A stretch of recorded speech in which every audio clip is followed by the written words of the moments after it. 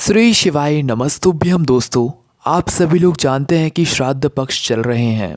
दोस्तों, अगर आपके घर में किसी भी प्रकार की समस्या चल रही है, जैसे कि धन से जुड़ी हुई, किसी को कोई बीमारी है या कोई पैसा लेकर भाग गया है या घर में अशांति बहुत है, किसी भी प्रकार की समस्या चल रही है, तो दोस्तों इस पितृ पक्ष में एक छोटा सा उपाय निश्चित ही आपकी ये सभी प्रकार की समस्याओं को दूर कर देगा।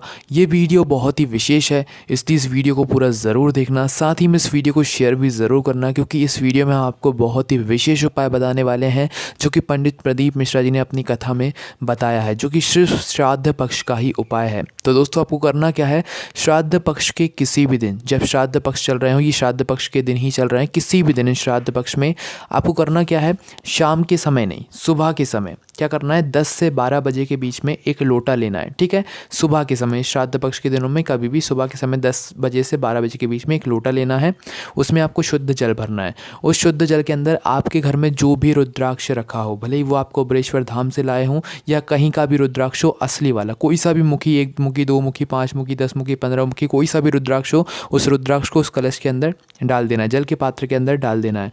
उसके साथ में एक आखा चावल का दाना लेना है, टूटा हुआ नहीं होना चाहिए, पूरा एक आखा चावल का दाना लेना है और उसमें आपको उसी कलश के अंदर डाल देना है। अब इस कलश को लेकर आपको जाना है अपने रसोई घर में, जहाँ पर आपका पीने का पानी परिंदा रखा जाता हो या आपका आरो जो रहता है वो रखा जाता हो, उस स्थान पर जाकर आपको इस कलश को रख देना है। इस कलश के ऊपर आपको एक प्लेट ले जाना है अच्छी वाली और उसे ढक कर रख देना है। ठीक है, आपने इसे सुबह रखा 10 से 12 बजे के बीच में, अब इसे पूरे दिन रखे रहने दो और प्रदोष काल में एक दीपक तैयार कर लो घी का, लंबी बाती का। ठीक है, लंबी बाती का घी का दीपक तैयार करने के बाद अब उसी स्थान पर चले जाओ जहाँ पर आपने इस पात्र को रखा हुआ है, शाम के समय प्रदोष काल में उसी दिन। ठीक है, अब इस दीपक को वहाँ पर जाकर जला दो।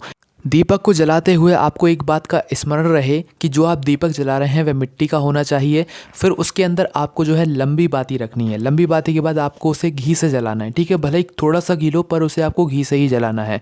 और जब आप लोग ये घर के परिंदे के पास में, जहाँ पर आप ये उपाय कर रहे हैं, उसके पास में जब आप ये दीपक जलाओगे तो आपको भगवान शिव का कोई भी एक मंत्र लेना है, श्री शिवाय नमस्तुभ्यम या गायत्री मंत्र या ओम नमः शिवाय या पंचाक्षर मंत्र, षडाक्षर मंत्र, कोई भी एक मंत्र ले लो, उसका आपको जाप करते हुए इस दीपक को वहाँ पर प्रज्वलित करना है। पर जो बत्ती का मुख होगा, जिस तरफ से आप इस दीपक की बत्ती को जला रहे हैं, वो दक्षिण की तरफ होना चाहिए। आप घर में, अपने रसोई घर में खड़े होकर देख लीजिएगा कि दक्षिण की मतलब दिशा कौन सी है, उस दिशा की तरफ ही आपको इस बत्ती का मुख कर जला देना है। ठीक है, जलाने के बाद पूरी रात इस मतलब कलश को वापस से रखे रहने दो। दूसरे दिन सुबह प्रातःकाल उठकर स्नान कर सब काम करके अब आपको वापस से एक दीपक में जो है लंबी बाती रख कर उसमें घी डालकर जो है आपको भगवान शिव के नाम का स्मरण करते हुए, अपने पितरों के नाम का स्मरण करते हुए और कोई भी एक मंत्र को लेकर शिव जी का श्री शिवाय नमस्तुभ्यम का जाप करते हुए आपको वापस से एक दीपक को जो है सुबह 10 बजे से 12 बजे के बीच वहाँ पर जला देना है। ठीक है, और बाती का मुख आपको दक्षिण की तरफ ही करके रखना है। उसके बाद जैसे ही आपने ये दीपक जला दिया, दीपक जलाने के बाद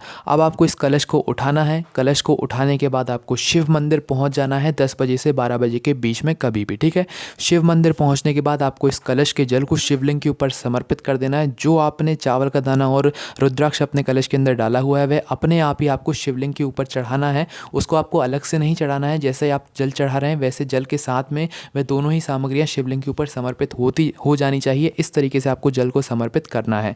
जल को समर्पित करने के बाद वो जो चावल का दाना आपने शिवलिंग के ऊपर समर्पित किया है जल के साथ में, वो आपको उसको कुछ भी नहीं करना है। बस जो रुद्राक्ष आपने जो है शिवलिंग के ऊपर समर्पित किया है जल के साथ में, उस रुद्राक्ष को अपने उठाकर अपने साथ घर वापस ले आना है और उसको जो है अपने भगवान के स्थान पर या अपने किसी भी अच्छे स्थान पर रख देना है। यह रुद्राक्ष आपके घर में कभी भी पूरे साल में कोई भी कमी नहीं आने देगा, कभी भी पैसों की कमी नहीं आने देगा, कोई भी अशांति नहीं होने देगा, कोई भी दुख समस्या नहीं आने देगा। अगर आपके घर में पितृदोष है, पितृदोष की वजह से ये सारी समस्याएं आ रही हैं, तो निश्चित ही आपका पितृदोष भी दूर हो जाएगा इस उपाय करने से। बहुत ही विशेष उपाय है। इस उपाय करने में आपको कोई भी समस्या आती है तो कमेंट करके पूछ सकते हैं। और ज़्यादा जानकारी के लिए आप लोग हमारी वेबसाइट भोलेनाथभक्ति.com का भी सहारा ले सकते हैं इस तरीके के उपाय को पढ़ने के लिए। ओम नमः शिवाय, श्री शिवाय नमस्तुभ्यम।